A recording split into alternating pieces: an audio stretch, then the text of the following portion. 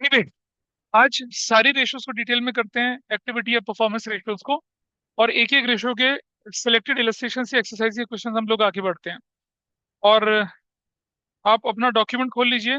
क्या ये विजिबल है? Those were online, is it visible? दिख रहा है? यस बोलो। सर। Yes sir. जैसे कि हमने बताया था आपको, एक्टिविटी रेशियोज क्या होती है, परफॉर्मेंस रेशियोज होती हैं। हमने ये भी बताया था आपको कि दोनों रेशियोज जो होती हैं वो ज्यादातर किस पे डिपेंड करती हैं? Cost of revenue from operation से डिपेंड करती हैं, किस पे डिपेंड करती हैं? रेवेन्यू फ्रॉम ऑपरेशन से। एक रेशियो नेट क्रेडिट से तो नेट क्रेडिट परचेज पे डिपेंड करती है। और एक वर्किंग कैपिटल रेशियो जो, तो वो भी किस पे डिपेंड करती है? रेवेन्यू फ्रॉम ऑपरेशन से। तो अगर हम एक एक करके रेशियो को लेना शुरू करते हैं, एफिशिएंसी को इंडिकेट करने वाली रेशियोज हैं, कितने इफेक्टिवली आप अपने रिसोर्सेज को क्या कर रहे हैं, यूटिलाइज कर रहे हैं। एक्टिविटी रेशियो या परफॉर्मेंस रेशियोज उनको बोला जाता है। इंटेजर्स की फॉर्म में दिखाई जाती है, परसेंटेज की फॉर्म में नहीं दिखाई जाती। पहली रेशियो आपके पास आई जो है वो इन्वेंट्री या स्टॉक टर्नओवर रेशियो है। अब ये रेशियो रिलेशनशिप दिखाती है किसका? कॉस्ट ऑफ गुड्स सोल्ड का। किसके साथ? अमाउंट ऑफ इन्वेंट्री केप्ट, मतलब कितना स्टॉक आप अपने पास लेके चल रहे हैं। देखिए, न्यूमरेटर में क्या आपके पास है? Cost of revenue from operation है। डिनोमिनेटर में क्या चल रहा है आपके पास? स्टॉक है। स्टॉक अगर ओपनिंग क्लोजिंग दोनों दे रखा हो तो एवरेज लेके चलते हैं। ये हम लेके चल रहे हैं पेज नंबर 6 की कहानी। अब जितनी हायर है रेशो उतनी अच्छी है, लेकिन लोगों के मन में क्वेश्चन आता है कि यार, कॉस्ट ऑफ गुड्स सोल्ड ज्यादा होना तो अच्छी बात नहीं है। अरे हम बोल रहे हैं cost of goods sold as compare to stock, वो बढ़िया है। मतलब आपकी जो कॉस्ट है उसके मुकाबले आपने स्टॉक कम करके रखा हुआ है, it's a good thing for you. लेकिन अगर कॉस्ट के मुकाबले स्टॉक ज्यादा रखा हुआ है, तो इसका मतलब स्टॉक आपने अननेसेसरी पाइल कर रखा है। इसका मतलब आपका पैसा फंसा हुआ है, आपकी पोजीशन अच्छी नहीं है। It goes in that way. तो cost of revenue from operation upon में एवरेज स्टॉक ऑफ इन्वेंट्री। तो cost of revenue from operation या कॉस्ट ऑफ गुड्स सोल्ड के निकालने के मल्टीपल फॉर्मूले थे। याद है चैप्टर 1 में मैंने बताया था आपको? ओपनिंग स्टॉक में नेट परचेज जोड़ दें, डायरेक्ट एक्सपेंस माइनस कर दें, सॉरी डायरेक्ट एक्सपेंस प्लस करके क्लोजिंग स्टॉक माइनस कर दें। ये ट्रेडिशनल फॉर्मूला जो हमने 11th क्लास में सीखा था। फिर नेट परचेज में डायरेक्ट एक्सपेंस जोड़ के excess of opening over closing कर दें, नोट्स देखिए। फिर नेट परचेज में हम क्या करते हैं? Plus direct expense excess of closing over opening करते हैं, तो भी फॉर्मूला बनता है आपका। और नेट परचेज में अगर हम डायरेक्ट एक्सपेंस जोड़ के इंक्रीज इन इन्वेंट्री माइनस कर दें या डिक्रीज इन इन्वेंट्री प्लस कर दें, तो भी देखिए सारी चीजें एक ही फॉर्मूले के आसपास घूम रही हैं। ओपनिंग क्लोजिंग से कितना ज्यादा है कितना कम है उस पर डिपेंड कर रहा है। नेट सेल्स में से अगर हम ग्रॉस प्रॉफिट माइनस कर दें या नेट सेल्स में अगर हम ग्रॉस लॉस जोड़ दें, विल गेट दिस फॉर्मूला। भाई साहब कहाँ है आज? Very nice. ठीक है जी। एग्जाम्पल 1 किया था सॉल्व आप लोगों ने? किया था? ये हमने निकाल लिया था पिछली क्लास में, कोई इतना मुश्किल काम नहीं था। फिर हमने बोला था calculation of cost of revenue from operation, अगर आपके पास statement of profit and loss given हो तो सिंपल सी बात है, कॉस्ट ऑफ मटेरियल कंज्यूम लिखा, purchase of stock in trade लिखा, है तो ऊपर से नीचे वाली information, change in inventory of finish goods, work in progress and stock in trade लिया। एम्प्लॉय बेनिफिट एक्सपेंस अगर डायरेक्ट हुआ तो लिया, अदरवाइज नहीं लिया। अदर एक्सपेंसेस भी अगर डायरेक्ट हुए तो लिए, अदरवाइज नहीं लिए। तो नॉर्मली आपके पास आएगा cost of material consume, stock in trade purchase कर लिया और इन्वेंट्री में होने वाला चेंज। एम्प्लॉय बेनिफिट एक्सपेंस और अदर एक्सपेंस को आप कंसिडर नहीं करेंगे जब तक कि वो डायरेक्ट ना बोला जाए।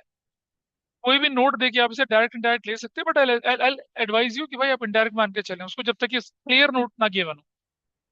चेंज इन इन्वेंट्री कैसे हो सकती है? डिक्रीज इन इन्वेंट्री का मतलब क्या हुआ? Opening is more than closing, इसे जोड़ दिया जाएगा। इंक्रीज इन इन्वेंट्री का मतलब क्या हुआ? Closing is more than what? Opening, इसे क्या कर दिया जाएगा?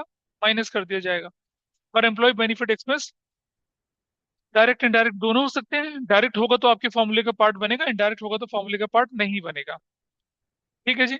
अगर रेवेन्यू, अगर कॉस्ट ऑफ गुड्स सोल्ड ना निकाल पाए हैं आप, क्वेश्चन में निकलने का चांस ही नहीं है, तो हम नेट सेल्स के थ्रू से कैलकुलेट कर सकते हैं।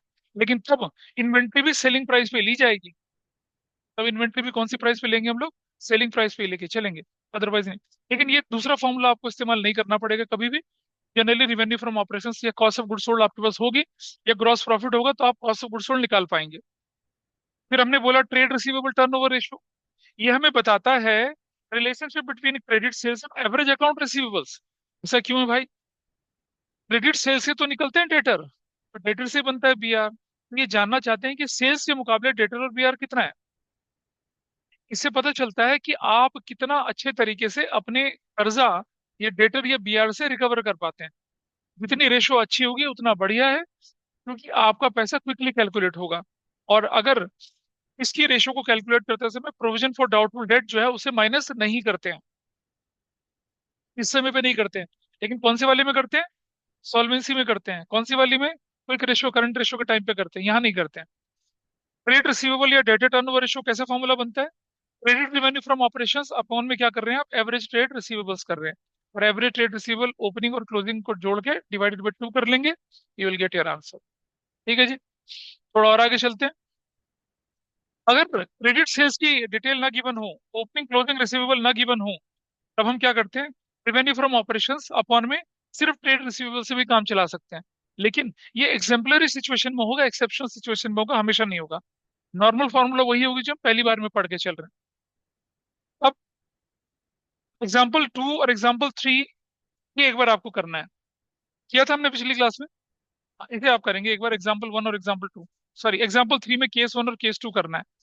और एक बार डीपीएस के पेपर में लास्ट ईयर क्वेश्चन में बिल्कुल यही उठा के डाल दिया था। और कंपार्टमेंट में भी कुछ साल पहले वो जो केस 2 है वही वाला आया था, 1 मार्कर में था। वो इतना मुश्किल नहीं है, आप करिए इसको जरा। एग्जाम्पल 3 में केस 1 और केस 2 दोनों करना है। लगे आपसे कि 2021 और 2021-22 का क्या निकालना है आपको? एवरेज इन्वेंटरी निकाल लिए। भाई देखो, इस साल के लिए तो पिछले साल की क्लोजिंग अब इस साल की ओपनिंग बनेगी।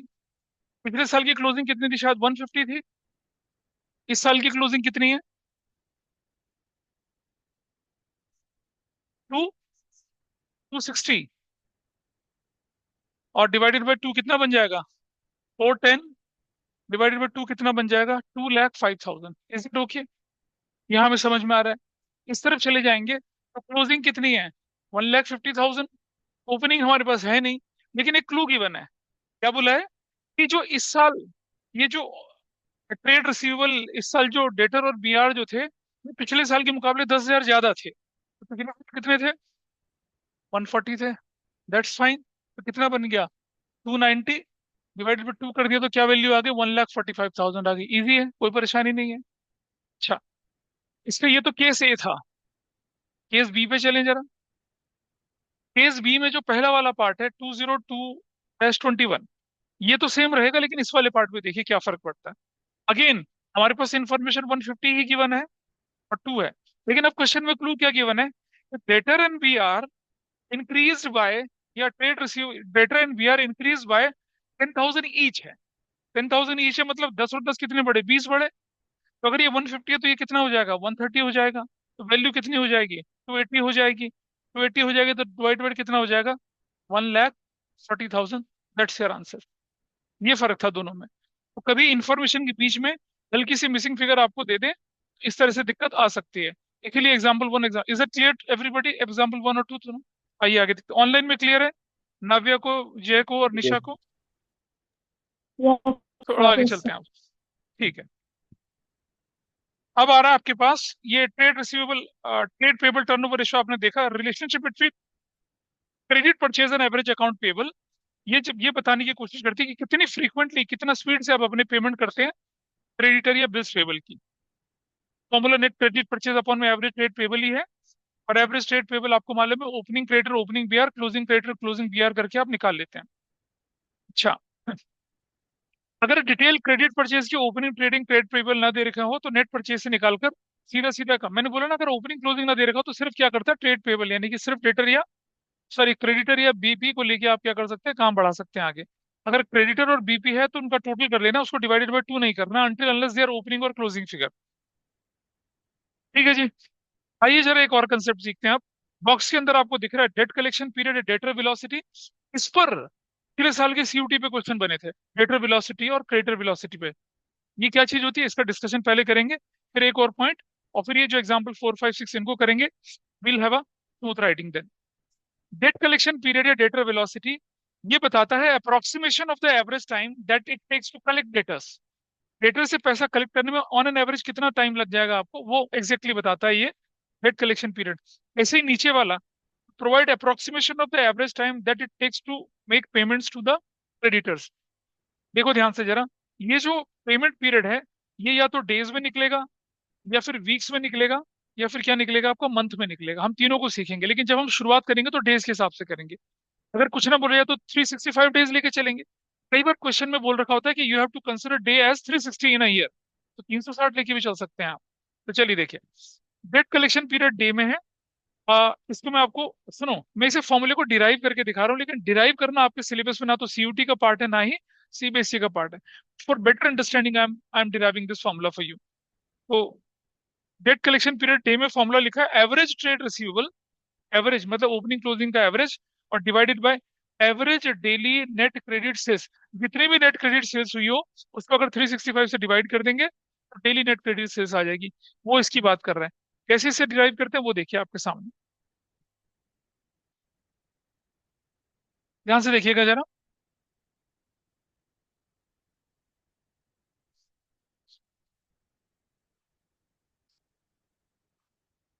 लीजिए, सबसे पहले मुझे बताइए क्या फॉर्मूला लिखा था हम लोगों ने, what was the formula. Online में बोल सकते हो आप लोग, बोलो। डेटर्स वेलोसिटी का फॉर्मूला, या एवरेज कलेक्शन पीरियड का फॉर्मूला कितना है बताइए। एवरेज ट्रेड रिसीवेबल्स अपॉन में क्या, एवरेज डेली क्या, क्रेडिट सेल्स है ना, average daily net credit sales, ये हो सकता है, ठीक। अब हम जानते हैं क्या कि average daily net credit sales जो होती है वो किसके बराबर होती है, जरा बताइए। नेट क्रेडिट सेल्स अपॉन में क्या होगा, 365, ऐसी तो होगा। यहाँ फॉर्मूले में क्या करता हूं मैं, average trade receivables divided by average, average daily net credit sales, यही कर सकता हूँ, is equal to average trade receivables. ठीक है जी। और ये वाला जो है, डिवाइडेड बाय क्या कर दिया, net credit sales during the year divided by 365 कर दिया। अब आप जानते हैं कि एवरेज ट्रेड रिसीवेबल्स इनटू कर दूंगा तो क्या हो जाएगा, 365 अपॉन में क्या हो जाएगा, नेट क्रेडिट सेल्स हो जाएगा। Everybody is okay. थोड़ा और डिफाइन करूं तो क्या हो जाएगा, एवरेज ट्रेड रिसीवेबल्स अपॉन में नेट क्रेडिट सेल्स इनटू क्या हो जाएगा, 365 हो जाएगा। अब जरा मुझे बताइए, ये क्या चीज है, ये क्या चीज है, ट्रेड रिसीवेबल टर्नओवर रेशो जो उल्टी रखी हुई है। फॉर्मूला क्या होता है, नेट क्रेडिट सेल्स अपॉन में एवरेज ट्रेड रिसीवेबल। ये क्या फॉर्मूला है, ये ट्रेड रिसीवेबल टर्नओवर रेशो क्या उल्टी रखी हुई है, यानी कि मैं बोल सकता हूँ क्या, 1 अपॉन में क्या, ट्रेड रिसीवेबल्स टर्नओवर रेशो, ठीक है, इंटू कितना, 365, ऐसे। या मैं बोल सकता हूँ यहाँ पर क्या, कि 365 अपॉन में ट्रेड रिसीवेबल्स टर्नओवर रेशो। अगर आपको cut collection period debtor velocity निकालनी है तो क्या करना पड़ेगा, 365 divided bye trade receivable turnover ratio करनी पड़ेगी। या क्या करना पड़ेगा, 52 डिवाइडेड बाय क्या करना पड़ेगा, ट्रेड रिसीवेबल टर्नओवर रेशो करनी पड़ेगी। या फिर क्या करना पड़ेगा, 12 अपॉन में ट्रेड रिसीवेबल टर्नओवर रेशो करना पड़ेगा। इज दैट ओके, ऐसा, मतलब सीधा सा है, मतलब ये अच्छा, आपको अपने एग्जाम के लिए ये चीज याद रखनी है। Simplest form you have to remember, 365 divided by क्या कर लिया, ट्रेड रिसीवेबल टर्नओवर रेशियो क्या निकल आएगा आपका, बेटर वेलोसिटी आ जाएगा। अगर आपको वीक में चाहिए तो 52 से उसको डिवाइड करें, और अगर आपको मंथ में चाहिए तो 12 से डिवाइड करें। You can move in this way, this is fine. ऐसे ही ट्रेड पेबल टर्नओवर रेशियो या क्रेडिटर वेलोसिटी निकल सकती है। कैसे निकलेगी देखिए, वो ऐसे निकलेगी, यहाँ पर 365 divided bye trade payable, trade payable turnover ratio. या मैं बोलूं क्या, 52 डिवाइडेड बाय क्या, ट्रेड पेबल टर्नओवर रेशो, या मैं और क्या बोलूं, 12 divided by trade payable turnover ratio, ऐसे करके निकल सकता है। तो वो उसको भी इसी तरह से डिराइव करते हैं, लेकिन आपको इसका डिराइव करना एग्जाम के लिए नहीं याद रखना है, आपको सिर्फ फॉर्मूला याद रखना है। साधारण सा formula, 360 divided by debtor turnover debtor debtor turnover ratio या trade receivable turnover ratio, 52 divided by this, और या 12 डिवाइडेड बाय दिस। सिमिलरली अगर हमें पेमेंट क्रेडिटर वेलोसिटी निकालनी है तो ये वाला फॉर्मूला आपके सामने इस्तेमाल होता है। ठीक, दिस इज डन।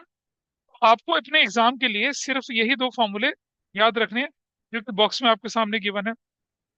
देखिए, कौन सा फॉर्मूला नीचे, 365 divided bye data turnover ratio, या फिर बोलूं 12 divided by data turnover ratio, या बोलूं क्या 52 divided bye data turnover ratio. और उधर पेबल में जाएंगे तो क्या दिख रहा है आपके सामने, 365 divided bye creditor turnover ratio, या 12 divided by creditor turnover ratio, या 52 divided bye creditor turnover ratio. Done, इतना है सिर्फ फॉर्मूला। आ जाइए एग्जाम्पल नंबर 4 और एग्जाम्पल 5 और एग्जाम्पल 6, ये आपके लिए पेश नजर है। करिए इनको सॉल्व। इनमें से एक तो ओरल होने वाला क्वेश्चन है, लेकिन फिर भी आपको ट्राई करना है। एग्जाम्पल 4, 5, 6 करेंगे, ये इसी कंसेप्ट पे बेस्ड जो अभी सीखा है। करिए फटाफट से। एग्जाम्पल नंबर 5 देखूं पहले, जो कि ओरल होने वाला क्वेश्चन है, उस पर नजर डालिए। प्लीज सब ध्यान से देखिएगा सब लोग। But a firm normally has a trade receivable equal to 2 months credit sales. मतलब ट्रेड रिसीवेबल जो भी डेटर और बीआर है वो 2 महीने के क्रेडिट सेल्स के बराबर है। और ये कहता है कि आपके पास during the coming year credit sales 12 महीने में 7,20,000 होने वाली है। तो एक महीने में कितने की होगी बताइए, 60,000 की। 2 महीने की कितनी होगी, 1,20,000। ट्रेड रिसीवेबल कितने निकला है, 1,20,000। खत्म, सिंपल सा क्वेश्चन था। लोग सोचते हैं इसमें पता नहीं क्या तूफानी चीज है, कुछ भी नहीं है। दस डन, सिंपल एवरेज करके निकाल लिया उसको। ओके, बोलो क्या हुआ। ठीक है, अब आइए एग्जाम्पल नंबर 4 पे। आपसे कह रहे trade trade receivable turnover ratio निकालनी है। अगर आपने क्रेडिट रेवेन्यू फ्रॉम ऑपरेशन आपको गिवन है 6 लाख का, debtor and bills receivable at the end was given 60,000 and 40,000 respectively. अच्छा, अच्छा, बिफोर आई प्रोसीड, एक बार सबसे लास्ट पेज पे चले आइए। सबसे लास्ट पेज पे जल्दी से, बिल्कुल लास्ट पेज जो रेशियो का उस पे चले आइए। एक नया कॉन्सेप्ट सीखते हैं फिर आगे बढ़ते हैं। सबसे last page, that is page number 12। Remember that लिखा है ना येलो कलर से, दिख रहा है? क्या लिखा है इसके अंदर? ओपनिंग स्टॉक एक्स है और क्लोजिंग स्टॉक ट्वाइस और 2 times that of opening stock है, क्या हो जाएगा? क्लोजिंग स्टॉक 2x हो जाएगा, सीधी सी बात है, दुगना बोल रहा है। एवरेज क्या बनेगा, x + 2x divided by 2। I hope this is fine with everybody. बोलिए। अच्छा ठीक है जी। अगर कह रहा है ओपनिंग स्टॉक इज एक्स है और क्लोजिंग स्टॉक इज ट्वाइस और 2 टाइम्स मोर देन दैट लिख रहा है, अगर वो ट्वाइस लिख रहा है तो 2x है, लेकिन 2 टाइम्स मोर देन दैट लिख रहा है, तो क्लोजिंग स्टॉक हो जाएगा x + 2x। तो एवरेज क्या बनेगा, x + 2x डिवाइडेड बाय 2 बनेगा। दिस इज फाइन, हाँ या ना बोलिए, और आगे चलते हैं।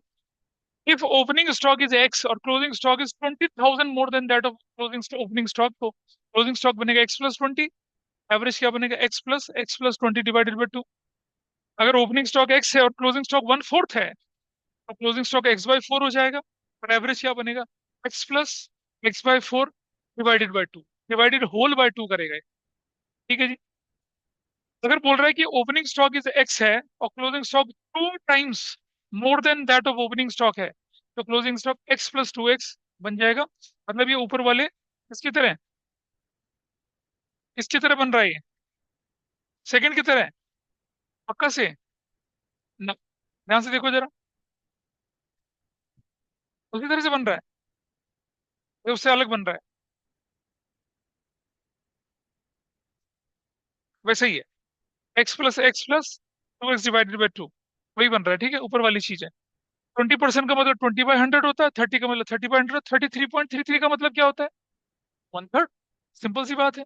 ये भी ध्यान रखना, आपने कई जगह पे दिख जाता है कि भाई opening stock is 33.33% of closing stock. भाई लोग फ्रैक्शंस में आंसर निकाल रहे होते हैं। नहीं, 33.33% का मतलब है 1/3। नहीं, करके दिखाऊं? हाँ, चलिए, ये यही चीज मुझे बतानी थी। 33.33 कैसे होता है, जरा देखिए भाई। 33 1/3% का मतलब हुआ 33 1/3 डिवाइडेड बाई 100। करेक्ट। इसका मतलब क्या हुआ, 100/3 डिवाइडेड बाई 100। 100/3 multiplied by 1/100। 100 से 100 चला के क्या बचा, 13। That's your answer. 33.33% या 33 1/3% का मतलब 1/3 होता है अल्टीमेटली। ये ध्यान रखें अपने आंसर में आप। ठीक है जी। चलिए, अब हम इस क्वेश्चन को सॉल्व करते हैं, एग्जाम्पल नंबर 4 और एग्जाम्पल नंबर 6 को। चलिए, अब मुझे बताइए एग्जाम्पल नंबर 4 में क्या क्या इन्फॉर्मेशन आपके पास गिवन थी, उसको देख लेते हैं।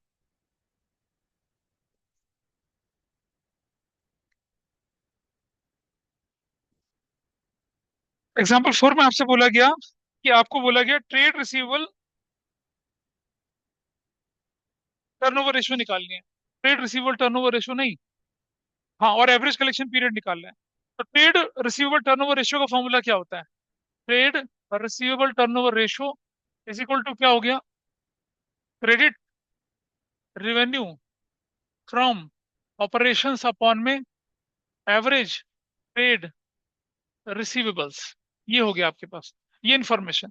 आप देखिए मुझे, क्रेडिट रेवेन्यू फ्रॉम ऑपरेशंस तो आपके पास 6 लाख गिवन है, लेकिन हमारे पास क्या बोला गया है कि डेटर्स एंड बीस receivable at the year were 60 and 40 only. तो हम क्या कर रहे हैं, हम लिख रहे हैं यहाँ पर कितना, 6 लाख, और नीचे क्या कर रहे हैं, 60,000 प्लस 40,000 डिवाइड बाई 2 कर लेते हैं, है ना? नहीं करते, क्योंकि ओपनिंग और क्लोजिंग नहीं दे रखा है। क्या बताया था आपको, अगर डेटर और बीआर ओपनिंग क्लोजिंग की फिगर हो तभी एवरेज निकालना है। तो what is your answer, 6 lakh divided by कितना कर दिया, 1 lakh. What is your value, 6 times. खत्म। हलवा question. Example number 4 was so easy, कोई मुश्किल नहीं था। ये सिर्फ इसलिए करवाया ताकि आपको ध्यान रहे एवरेज कब निकालना है, जब ओपनिंग और क्लोजिंग फिगर गिवन हो, अदरवाइज आप एवरेज कैलकुलेट नहीं करेंगे। थोड़ा आगे चलते हैं। देखिए क्वेश्चन एक और, 6 को देखिए। अभी निकालते हैं ना, अभी थोड़े निकाला है। अब आप देखिएगा, एवरेज कलेक्शन पीरियड निकालना है, अगर हम लोगों ने एवरेज कलेक्शन पीरियड वो निकालना है मुझे, ठीक। तो मैं क्या निकालूंगा, 365 डिवाइडेड बाई 6 करूंगा। व्हाट इज द वैल्यू, बताइए कितनी निकली वैल्यू, बताइए कितना निकला। अगर मुझे ये मैं डेज में निकाल रहा हूँ, अगर मैं वीक्स में निकालता हूँ तो क्या करूंगा, 52 डिवाइडेड बाई 6 करूंगा। अगर मैं मंथ में निकालता हूँ तो क्या करूंगा, 12 डिवाइडेड बाई 6 करूंगा। कितना हो जाएगा, 2। ये वैल्यू निकालिए, कितना कितना आ रही है, 8.666 जो भी है, ये वाला 66.3 हो गया। कलेक्शन पीरियड निकल आया। कलेक्शन पीरियड निकालने के लिए क्या करना है हमें, 365 divided by data turnover ratio यही तो करना है। हो गया, ये निकालने की बात हुई थी। तो देखिए, जो इसका दूसरा पार्ट था कि डेटर वेलोसिटी निकाली है, वो निकाल दी हमने। हमने उसे मंथली निकाल दिया, हमने उसे वीकली निकाल लिया, और हमने क्या निकाल लिया उसे, डेज में भी निकाल दिया। This is fine with you. उससे पूछो आकांक्षा, क्या गड़बड़ हुई। चलिए, नंबर 6 करनी, इसे हटा दूं। नंबर 6 पे चलिए फटाफट से आप।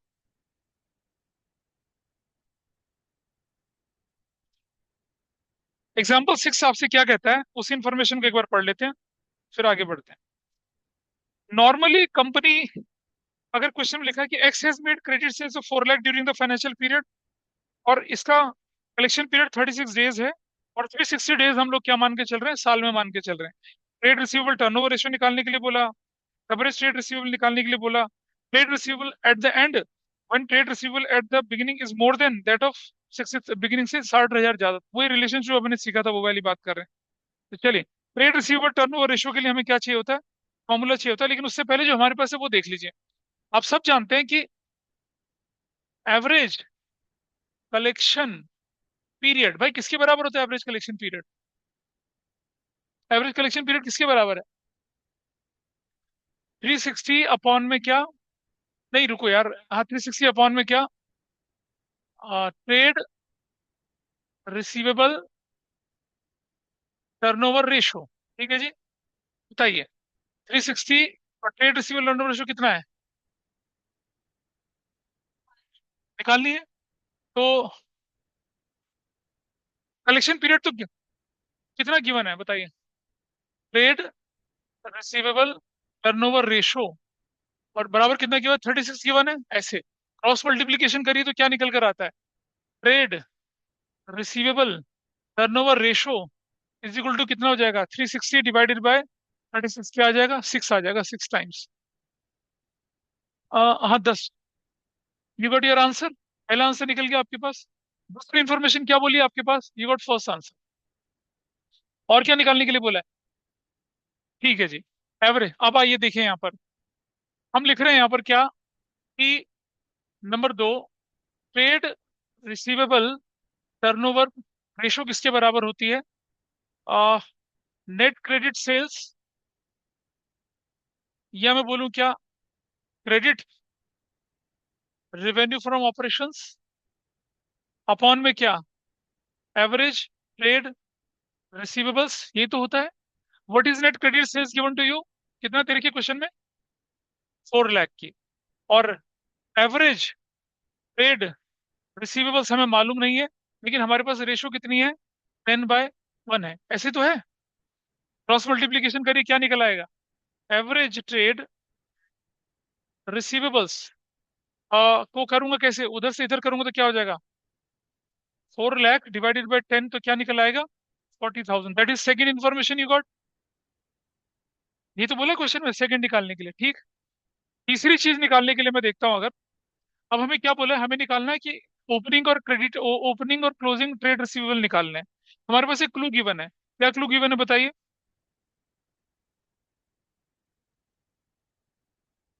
बिगिनिंग के मुकाबले क्लोजिंग वाले कितना है, 6,000 है। लेट ओपनिंग ट्रेड रिसीवेबल्स बराबर कितने हो गए, एक्स मान लिया। तो क्लोजिंग ट्रेड रिसीवेबल्स क्या बन जाएगा, एक्स प्लस कितना बन गया, 60,000 बन गया। गॉट इट, 6,000 है, चलो 6,000। एवरेज ट्रेड रिसीवेबल्स क्या बनेंगे, X plus 6,000 divided by 2 is equal to किसके बराबर है, 40,000 के बराबर है। Everybody is okay with this. यहाँ देखिए आप, 2x plus 6,000 is equal to कितना है, 80,000 के बराबर है। ठीक है, 2x इज इक्वल टू किसके बराबर है, 80,000 माइनस 6,000 किसके बराबर है, 74,000 के बराबर है।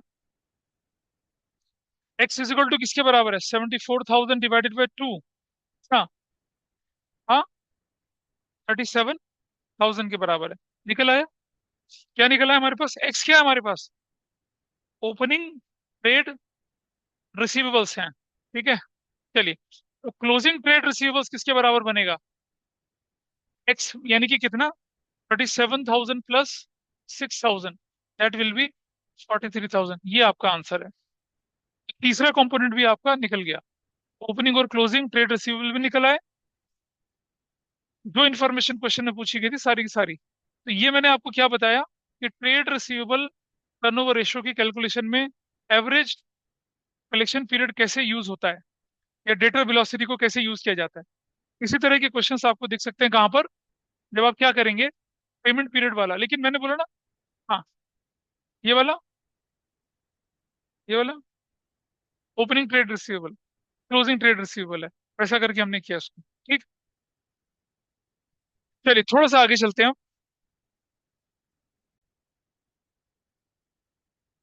थोड़ा आगे बढ़े हैं।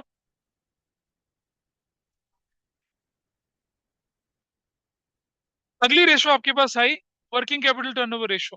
और आप देख रहे हैं, ये हमें बताती है कि how efficiently working capital is utilised to generate sales. Sales के साथ कंपैरिजन लेके चल रहे हैं। Higher working capital ratio show करती है efficient working capital and quick turnover of current assets. High working capital ratio, अच्छा सुनो, very high working capital ratio क्या बता रही है, ये डेंजरस होता है। इसका मतलब क्या हुआ, कि आपकी बिजनेस एक्टिविटीज में बहुत कम वर्किंग कैपिटल लेके चल रहे हैं, कभी भी इंसॉल्वेंसी की, कभी भी कोई आप क्या कर सकते हैं, इंटरप्शन इन प्रोडक्शन आपको फेस करना पड़ जाएगा। देखो समझना, रेवेन्यू फ्रॉम ऑपरेशन ज्यादा और वर्किंग कैपिटल कम, ठीक है, चल रहा है, बढ़िया चल रहा है। लेकिन जब बहुत ज्यादा हो जाए, कौन सी रेशो, ये वाली रेशो डेंजरस हो जाएगी। क्योंकि कम से कम वर्किंग कैपिटल में आप क्या कर रहे हैं, मतलब नेक टू नेक चल रहे हैं, कभी भी गड़बड़ हो सकती है। अगर आपकी वर्किंग कैपिटल अचानक से खत्म हुई, प्रोडक्शन, ठीक है, एडवर्टीजमेंट और सैलरी, वेजेस, पानी का बिल, बिजली का बिल, सब रुक जाएगा आपका। इमीडिएट क्या हो जाएगा, शट डाउन हो जाएगा आपका प्लांट। इसलिए इसे ध्यान रखने की जरूरत है। और लो वर्किंग कैपिटल का मतलब है क्या, कि आपने अपनी वर्किंग कैपिटल को अंडर यूटिलाइज करा है एज कम्पेयर टू दिस। आवाज नहीं छोटे बच्चों, उनका टाइम है भाई। हाँ, ये बिहेविंग लाइक छोटा बच्चा।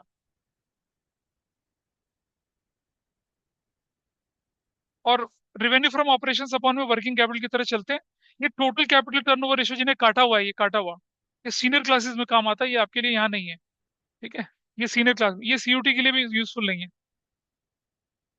फिक्स एसेट्स टर्नओवर रेशियो और नेट एसेट्स टर्नओवर रेशियो में लोगों को कंफ्यूजन होगा। पहले फिक्स एसेट्स टर्नओवर रेशियो देख लेते हैं।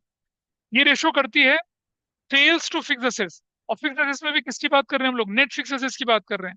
फिक्स एसेट्स के कंपोनेंट कौन से, प्रॉपर्टी प्लांट इक्विपमेंट एंड क्या इंटेंजिबल एसेट्स। जिसमें से प्रॉपर्टी प्लांट इक्विपमेंट में से डेप्रिसिएशन या प्रोविजन माइनस करने के बाद की वैल्यू हो। अच्छा, this ratio is important for manufacturing concerns, और increase in this ratio it will indicate better utilisation of fixed assets. Fall in ratio shows assets has not been used efficiently to generate what, sales। revenue from operations upon में net fix assets होता है। Cost of good sold भी use कर सकते हैं, लेकिन primarily आपको कैसे यूज करना है इसे, रेवेन्यू फ्रॉम ऑपरेशन के साथ ही चलना है। ये बाकी के सब्सिडरी फॉर्मूला है, इन्हें यूज नहीं करना है। नेट फिक्स एसेट्स कैसे निकलेगी, टोटल फिक्स एसेट्स में से डेप्रिसिएशन या प्रोविजन फॉर डेप्रिसिएशन माइनस कर दिया जाए। और लास्ट रेशियो जो हमारे पास आ रही है, वो क्या आ रही है, net assets turnover ratio, capital employed turnover ratio या इन्वेस्टमेंट टर्नओवर रेशियो। इसे हम लोग, अच्छा सुन, अब मैं एक चीज आपको क्लियर करके बता दूं, याद रखिए कि जब हम बात करते हैं किसकी, पार्टनरशिप की, तो भाई नेट एसेट्स कैसे निकलती है पार्टनरशिप में। How to calculate net assets in partnership, ध्यान से समझना। ये मेरे पास है एसेट्स, ये मेरे पास है कैपिटल, ये मेरे पास है लाइबिलिटीज। इसके दो हिस्से, non current liability, current liability, इसके दो हिस्से, नॉन करंट एसेट्स और करंट एसेट्स। यहाँ देख लीजिए, ठीक है जी। अगर मैं बात कर रहा हूं किसकी, पार्टनरशिप की, तो जो नेट एसेट्स होगी, देखो पार्टनरशिप में, पार्टनरशिप की बात करूंगा, तो नेट एसेट्स किसके बराबर होगी, नेट एसेट्स या कैपिटल एम्प्लॉयड, ये किसके बराबर होगी, देखिए जरा, ये होगी किसके बराबर, टोटल एसेट्स, ये total assets minus, minus total liabilities, कौन सी वाली, एक्सटर्नल वाली। This is clear. यानी कि इस पूरे में से ये पूरा मैं माइनस कर दूंगा, तो मेरे पास आया पार्टनरशिप में वैल्यूएशन ऑफ गुडविल के टाइम पे कैपिटल एम्प्लॉयड ऐसे निकलेगी। लेकिन अगर मैं बोलूं क्या, कंपनीज के केस में नेट एसेट्स, या मैं बोलूं क्या, कैपिटल एम्प्लॉयड, वो कैसे निकलेगी, वो ऐसे निकलेगी, सॉरी, वो कैसे निकलेगी, देखिए आपके ध्यान से देखिएगा। टोटल एसेट्स में से सिर्फ ये कंपोनेंट माइनस होगा। यानी कि अगर हमें कैपिटल एम्प्लॉयड निकालनी है पार्टनरशिप में, तो क्या करना है, सिर्फ यही है। मतलब जिसे हम शेयर होल्डर फंड बोल रहे हैं ना कंपनी में, वही पार्टनरशिप में क्या कैपिटल एम्प्लॉयड है। लेकिन कंपनी के केस में share holder fund plus non current liability, debt और इक्विटी दोनों मिला के उसे कैपिटल एम्प्लॉयड बोलते हैं। तो क्या हो जाएगा, टोटल एसेट्स में से क्या माइनस कर दूंगा, सिर्फ करंट लायबिलिटी, ऐसे बोले। या मैं क्या बोलूं कि नॉन करंट एसेट्स में प्लस कर दूं क्या, working capital. Is that okay, इस फॉर्मूला पहले सीखा था। नॉन करंट एसेट्स, ये है, ये रही non current assets, working capital क्या होगा, current assets minus current liability, तो भी हमारा कैपिटल एम्प्लॉयड निकल आएगा। या मैं क्या बोलूं अगर, कि share holders fund plus non current liability, तो भी हमारा कैपिटल एम्प्लॉयड निकलेगा। पार्टनरशिप का कैपिटल एम्प्लॉयड और कंपनी का कैपिटल एम्प्लॉयड की कैलकुलेशन अलग अलग होती है। ठीक है, लास्ट ईयर के बोर्ड के पेपर में क्वेश्चन था, बच्चों ने गलत किया था। उन्होंने उन्होंने गुडविल के कैपिटल एम्प्लॉयड को कैलकुलेट करते समय क्या कर दिया, कंपनी वाला फॉर्मूला लगा दिया। पार्टनरशिप में टोटल एसेट्स में से नॉन करंट और करंट लायबिलिटी दोनों माइनस करनी है। पार्टनरशिप में सिर्फ पार्टनर की कैपिटल, रिजर्व, सरप्लस वो सब इस्तेमाल होंगी। ये नॉन करंट लायबिलिटी नहीं जाएगी। कंपनी क्या करती है, डेट फंड और इक्विटी फंड दोनों यूज करती है। इस तरह से काम चलना था। I hope this is fine with you. ध्यान रहेगा इसका। तो कैपिटल एम्प्लॉयड का बार बार इस्तेमाल होगा क्वेश्चन करते समय। आइए देखें जरा, आप आगे चलते हैं थोड़ा सा। तो ratio shows how efficiently net assets या capital employed has been utilized to generate revenue, और higher ratio shows efficient use of net assets या capital employed, the low ratio indicates underutilization of net assets। Formula आपके सामने है, revenue from operations upon में capital employed. फॉर्मूले सारे देखे, छोटे मोटे इस्तेमाल सीखे। आइए इसके प्रैक्टिकल क्वेश्चंस की तरफ चलेंगे। देखिए, बुक खोलिए फटाफट से, बुक खोलिए।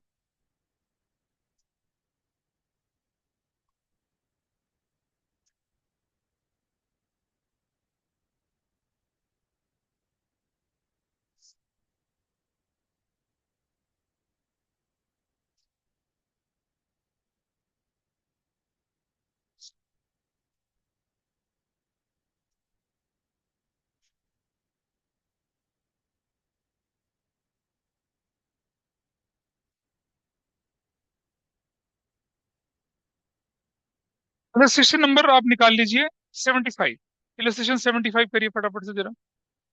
इलस्ट्रेशन 75, पेज नंबर बोलिए कितना है।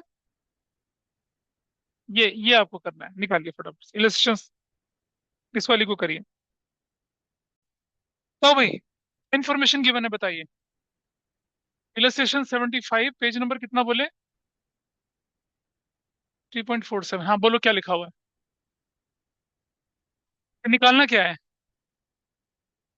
इन्वेंट्री टर्नओवर रेशो निकालनी है। उसका फॉर्मूला क्या होता है, cost of revenue from operations upon में एवरेज इन्वेंट्री। अब क्या गिवन है आपके पास,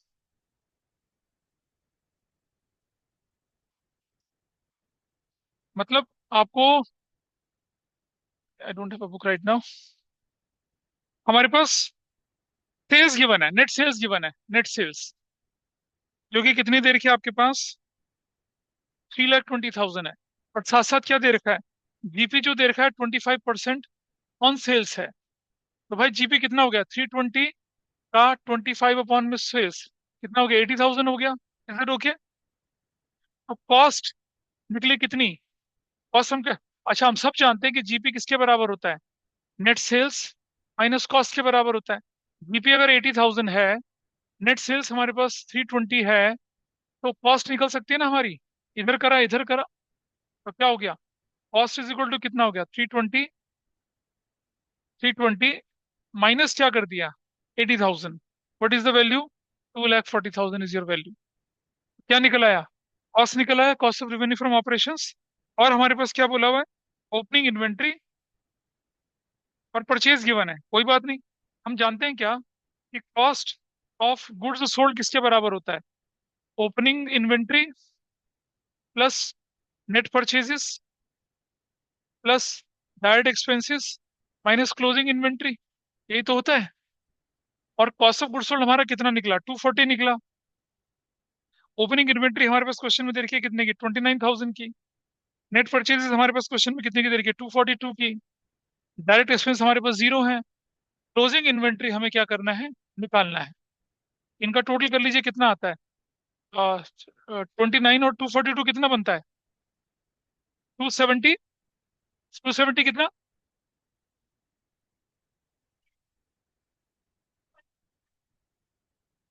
हाँ तो मतलब मैं तो कह रहा हूँ ना, छोटा कर दो ना इसको, लो क्लोजिंग इन्वेंट्री किसके बराबर होगी बताइए। इसके टोटल में से इसका माइनस कर दीजिए, ये 2,000 बचा, 31,000 हो गया। हो गया, क्या निकल आया, ओपनिंग और क्लोजिंग दोनों निकल आई। तो एवरेज इन्वेंट्री क्या हो जाएगी, एवरेज इन्वेंट्री किसके बराबर है, 29,000 प्लस 31,000 डिवाइडेड बाई टू, तीन तो पाँच, 60,000 डिवाइडेड बाय टू, कितना आ गया, 30,000 you got. Your answer is what, cost कितनी है 240, ये कितनी है आपके पास 30,000, क्या आया 8 टाइम्स आया। इस क्वेश्चन में तो क्या था कि gross profit on sales given था, कोई बात नहीं, आसान था क्वेश्चन, ठीक है। आगे चलिए जरा, 76 इलस्ट्रेशन करिए, 76।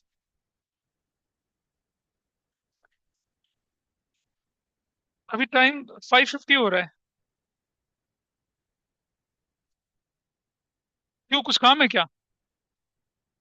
अब तो थोड़ी देर और पढ़ लेते हैं, क्या फर्क पड़ता है, आधा घंटा और दे रहे हो, इसे पूरा कर लो फिर चले जाना, इसको करो अगले वाले को पूरा। What is the information given to you, बताइए क्वेश्चन में क्या निकालने के लिए बोला है।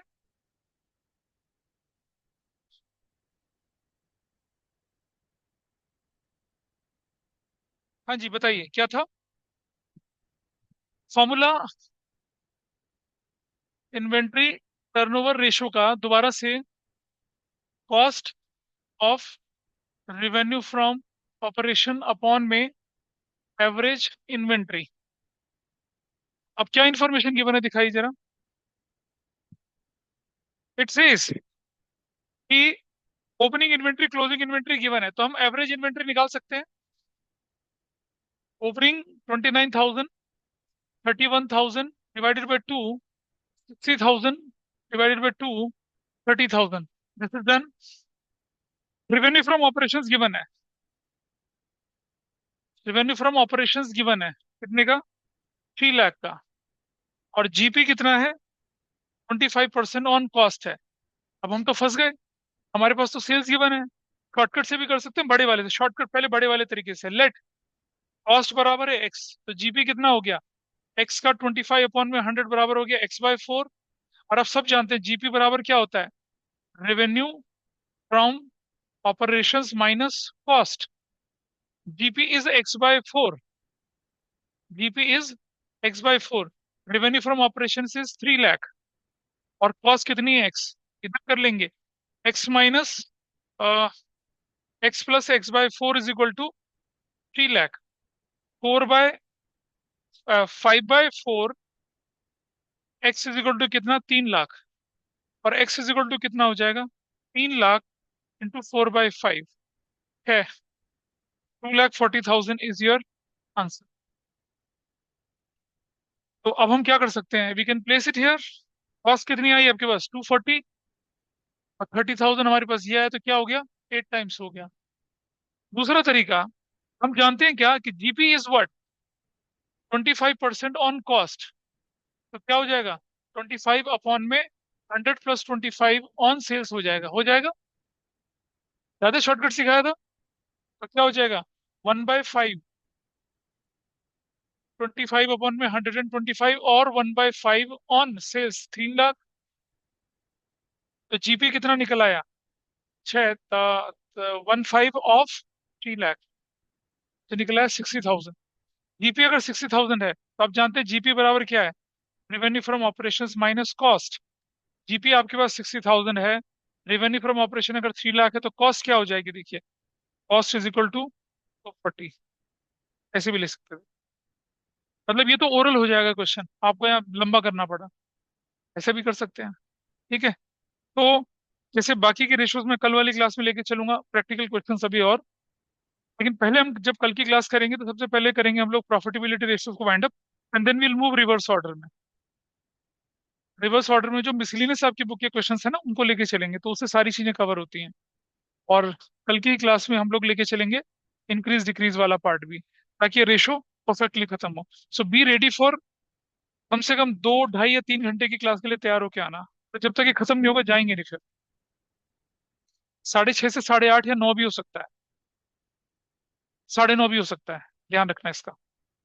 चलो, दैट्स ऑल फॉर टुडे।